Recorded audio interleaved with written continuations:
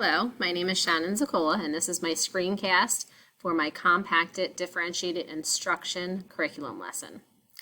So my content area and discipline is math. The unit of study here is fractions. Then I listed the standards that would be addressed, which is comparing fractions with different numerators, different denominators, addition and subtraction of fractions, addition and subtraction of mixed numbers, and then solving word problems involving addition and subtraction of fractions. The grade level is for 4th grade. I talked about what my class looks like. It's a class of 22 4th grade students. However, the group of students that had already mastered the skills, that was a group of 6 students. So therefore, those 6 students will need to be challenged with the compacted curriculum lesson, which will challenge those students with the new content and enrichment activities. Those 6 students are made up of 4 boys and 2 girls. So for the differentiation, the y, we compare 2 fractions. These are the skills that will be excluded because they were already mastered. Comparing 2 fractions with the same denominator, adding fractions with the same denominator, subtracting fractions with the same denominator, adding mixed numbers, subtracting mixed numbers, decomposing fractions, and reducing fractions.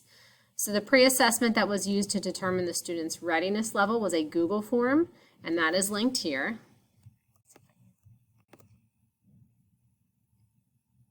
So here's the Google form. It's decomposing fractions. So they would come in, they would type their name, and then they go through here and answer each question, solving the expressions. It's a variety of different kinds of fraction questions. So my group took this, and those 6 students had already mastered all of these skills, and that is why they would need to be provided with the compacted curriculum lesson to challenge them. So let me go back. So this pre-assessment measured students' ability to add and subtract fractions, decompose fractions, reduce fractions, and compare fractions. These are the standards that will need to be learned. So instead of just adding and subtracting fractions, now I will challenge this group with multiplying fractions. So the enrichment, the activities that will be completed, they'll begin in a small group setting with the teacher. They'll share a little prior knowledge about what they know about multiplying fractions. This will take place during center time because that's a great time for differentiation. There will be teacher modeling of what we will be doing, explaining to the students how to multiply fractions by whole numbers.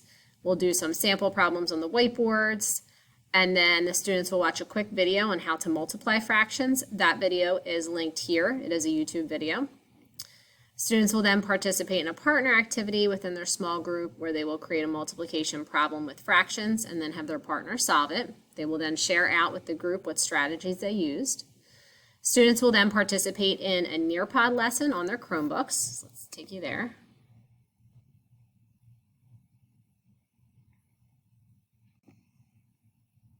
So the Nearpod lesson would go through, they give an example, they talk about how they're baking with fractions, and then when you scroll through, which I can't do it right now unless I start participating, if I play it. There we go. Scroll through to here. And let's see. It won't let me scroll through. But anyway, it talks about how they're going to bake with fractions, and then it has questions for the students to answer as the video pauses, so you can check for understanding.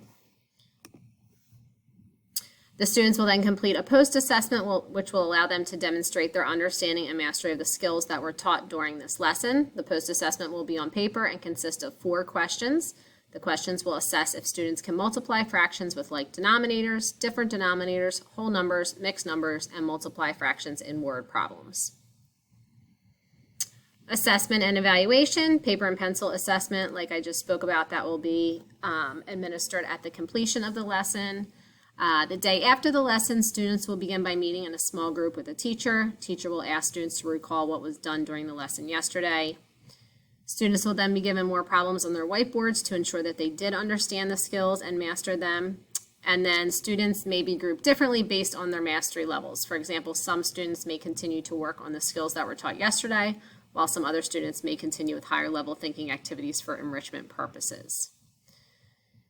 So the follow-up lesson that will be done with students, we will take it to the next level, and instead of multiplying fractions, we will change the fractions convert them to decimals and then multiply the decimals. So this again takes it one step further for those students that have now mastered the skill of multiplying fractions. If there are students that haven't mastered that skill yet, those students would be regrouped. They would stay and continue to work on multiplying fractions, and those students that mastered it would go on and multiply decimals. The instructional resources that were used, Chromebooks. Students need their Chromebooks to access the Nearpod lesson and the multiplication video on YouTube. They also need their Chromebooks to complete the pre-assessment. They'll use their whiteboards when we are doing work in small group. The Google form, the students will use this application to complete the math pre-assessment. The math series that is used as a resource for strategies is Envision Math Series. And then the post-assessment paper and pencil post-assessment will be used to determine students' level of mastery after the completion of the lesson. Thank you so much.